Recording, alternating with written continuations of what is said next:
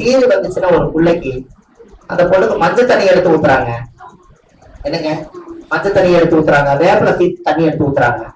அந்த பொண்ணு அன்னைக்கு எல்லா தோஷமும் நம்மளை விட்டு போய் நம்மளுக்கு புடவையெல்லாம் கட்டி நம்மளுக்கு ஒரு பெரிய மனுஷியா இன்னைக்கு மதிக்கிறாங்கன்னு அந்த உள்ளந்து வர்ற வார்த்தைகளே அவங்க மேல ஊத்துன அபிஷேகம் தானே அவங்களை மாத்துது.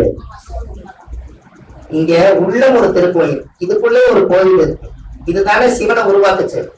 சிவன் இதுக்குள்ள இருக்காரு. சிலையை வடிவச்சது ஒரு கடவுள், ஒரு மனிதன் தான்.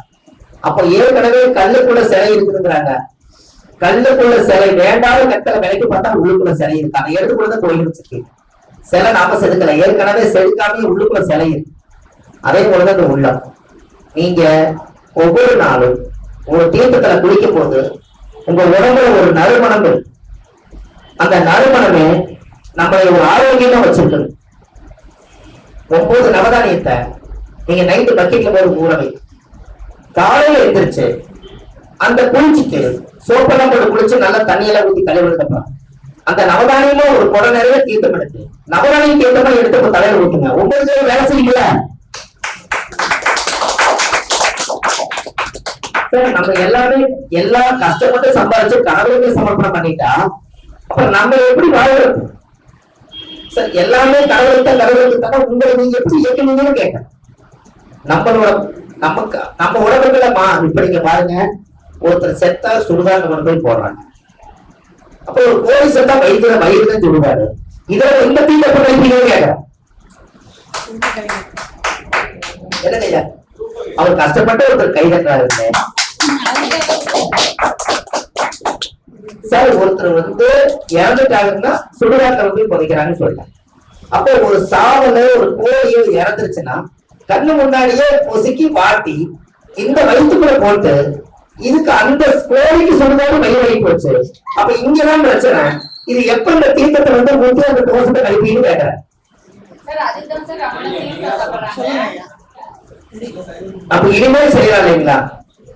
ஐயா இனிமேல் செய்யலாம். பன்னீர்ல ஒரு நாள் குளிக்கலாம், பால்ல ஒரு நாள் குளிக்கலாம், நவதானியத்துல ஒரு நாள் குளிக்கலாம் இல்லைங்களா ஐயா?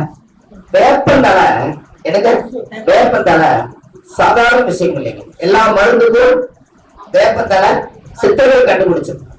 அந்த வேப்பந்தலையில மாரியத்தை பார்த்தா ஒரு வாசல்ல திருப்பொடி போட்டு ஒரு பானையில தண்ணி ஊத்தி வேப்பலைக்கு உள்ள வச்சிருவாங்க. அந்த வேப்பலையில சூரிய ஒளி தண்ணியில வெளியில படும். அப்புறம் அந்த அம்மா ஆத்தா இறங்கும் போது இந்த தீர்த்தம் எடுத்து அவங்க தலையை எடுத்து ஊத்துவாங்க. அந்த அம்மா அதுல இருந்து இறங்கிருச்சுன்னா முத்து போடாது. கரெக்டுங்களாமா? கரெக்டுங்களா? அப்போ வேப்பல தீர்த்தம் சூரியனும் செவ்வாயும் சேர்ந்ததுனாலதானே மாரியத்தை பார்க்குது. உஷ்ணத்தால செவ்வாய் நெருப்பு கிரகம், சூரியன் நெருப்பு கிரகம், இது ரெண்டும் நெருச்சாலும் போது ஆத்தா பார்த்து அதனால உடம்புல முத்து வெளியே வருது. அதே சூரிய ஒளியில அந்த தண்ணி எடுத்து அந்த சந்திரனாக இருந்து ஊத்தும் போது செவ்வாய் போய் சந்திரன் மாறிக்குதா, அதனால ரவி சரி. அந்த காலத்துல முன்னோர்கள் அப்படின்னு ஏன் குளத்துல போய் குளிச்சாங்க? ஆத்துல குளிச்சா சூரிய ஒளி கையில பிடிக்க முடியாது. குளத்துல குளிச்சா சூரிய ஒளி அது கூடதான் இருக்கும். கட்டுங்களாமா? சூரிய ஒளி குளத்துக்குள்ள இருக்கிற அந்த ஜீவகாந்த சக்தி அந்த குளத்துக்குள்ளேயே இருக்கும். நீங்க போய் குளிச்சீங்கன்னா அந்த தண்ணியில குளிக்கிற சக்தியே வேற. அதனாலதான் தண்ணி போட்டாங்கன்னா குளத்துல குளிச்சாங்கன்னா ட்ரிங்க்ஸ் சாப்பிடுறவங்க ட்ரிங்க்ஸ் நிப்பாடிக்கலாம். இதெல்லாம் தெரிஞ்சுக்கணும். நீங்க போட்டுட்டு இப்படி வந்துருக்காங்க. அதனாலதான் சொல்றேன். ஏன்னா அந்த ஒரு தவளை இருக்குது இல்லைங்களா? தவளை குளத்தை விடணும். எது? ஆமா, கிக்கி கத்தும். அதோட உமிழ்நீர் போய் அந்த உமிழ்நீர் தண்ணீர் போய் பற்றும். பெற்றிருந்தாலும் இப்படி மேலாக மிதக்கும். காலையில சபரிமலைக்கு மாலை போட்டு போறவங்க அந்த நதியை போய் குளிப்பாங்க. அது குளிச்சு 3 வை குடிப்பாங்க. அதை குடிச்சு 48 நாள் பொங்கல பாக்காதுக்கு முன்னாடி காலையில 5 மணிக்கு குடிச்சுட்டு சாமியை சரணமையப்பா போட்டுருவாங்க. இப்ப 48 நாளும் அந்த உமிழ் நீரை அந்த தவளையோட பெற்ற நீரை குடிக்க அந்த தவளை நீருக்கு ஆள்கால் ஒத்து வராது உடம்புல. அதாவது 48 நாளுக்கு அப்புறம் அவர் குடியை நிப்பாட்டிடுவாரு. கடைசியில சாமி காப்பாத்துருச்சு. ஆனா சாமி காப்பாத்துச்சு, சயின்ஸ் காப்பாத்து. எப்படி அந்த காலத்துல தவளை போய் வச்சிருக்காங்க இல்லையா? அப்ப குளத்துல குடிச்சா இவ்வளவு பெரிய சக்தி. அதனாலதான் ஒரு பொண்ணு கல்யாணம் ஆகலினா ஆற்று நீர் ஊற்று நீர், பனி நீர், கடல் நீர், குளத்து நீர், கிணத்து நீர், குளத்த ஊற்று நீர், இந்த 5 நீரை எடுத்து ஒரு நாள் அந்த பொண்ணு ஜென்ம நட்சத்திரம் தண்ணி ஊற்றிட்டு கொழும்பு பொங்கல் சாய்வு வந்தாங்கன்னா பஞ்சமூணு 25 அந்த பொண்ணு கல்யாணம் ஒரு எப்படி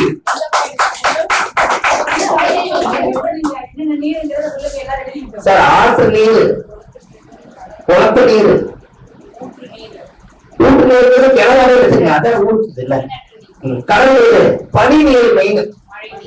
ஆமா, மழை நீருக்கு எடுத்துக்கங்க, மழை நீர் எடுத்துக்கங்க, பனி கிடைக்கிற மழை எடுத்துக்கங்க, அங்கிருந்து தான் வருது இந்த மழை நீர்.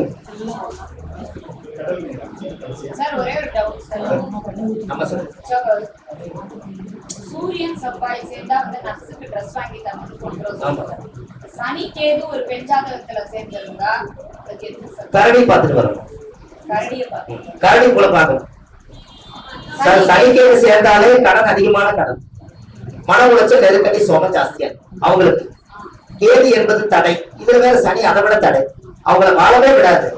இந்த சனியும் கேதும் வந்து ரோமத்திலேயே இருக்கிற மிருகம் பெரிய மிருகம் இது. என்ன நேரம் சனி, என்ன நேரம் ரோமம் வந்து அதிகமா இருக்கிறது கரடி. அப்ப அதுக்கிட்ட சனி கேது இருக்குது. அதோட பார்வை நம்ம மேல பட்டா அந்த தோசை பத்தியா எப்படி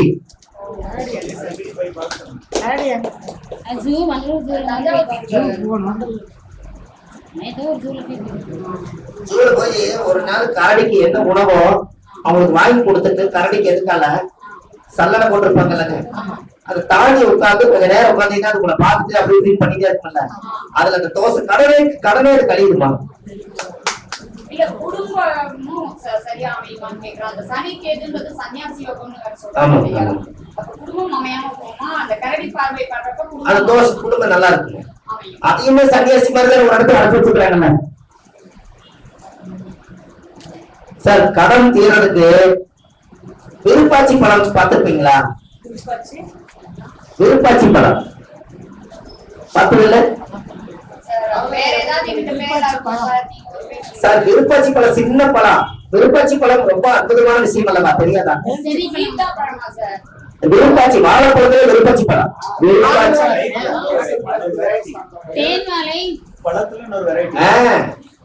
சின்னதா இருக்கும் விருப்பாச்சின்னு சொல்லுவோம். இலக்கி வாழைங்க ஐயா, அதுக்கு இன்னொரு பேர் ஏலரிசி. இந்த இத்துணுண்டா இருக்குமே சார், வாழைப்பழம் தான் விருப்பாச்சி.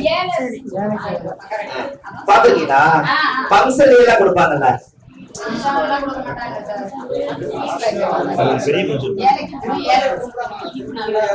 சார். அந்த பழத்துல செவ்வாய்க்கிழமை மணிக்கு அந்த பழம் வாங்கி சார் எழுதாதீங்க, செவ்வாய்க்கிழமை மணிக்கு அந்த பழம் வாங்கி அவரு இந்த கல்கண்டு, முந்திரி பருப்பு எல்லாம் போட்டு நல்லா பிசைஞ்சு கந்தசஷ்டி கவசம் முருகனுக்கு போய் அபிஷேகம் பண்ணி கந்தசஷ்டி கவசம் படிச்சுட்டு செவ்வாய்க்கிழமை மணிக்கு அந்த பச்சை மரத்தை எடுத்து கொடுப்பாங்க. அதை கொண்டு வந்து வெளியில எல்லாருக்கும் அதை கொடுத்தீங்கன்னா கடன் அதுவும் அனுபவம்.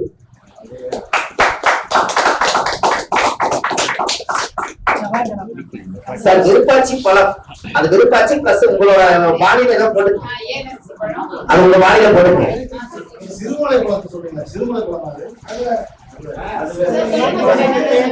எங்க ஊர் சைடு விருப்பாச்சி பழம் தான் சொல்லுவாங்க. நான் அது அபிஷேகத்துக்கு என்னென்ன போடுவீங்க சார்? பழனி மலை முருகன் கோயில்ல இன்னைக்கு சித்தநாதருடைய அபிஷேகம் நீங்க சாப்பிடுறதுக்கு கெடாம போறதுக்கு காரணம்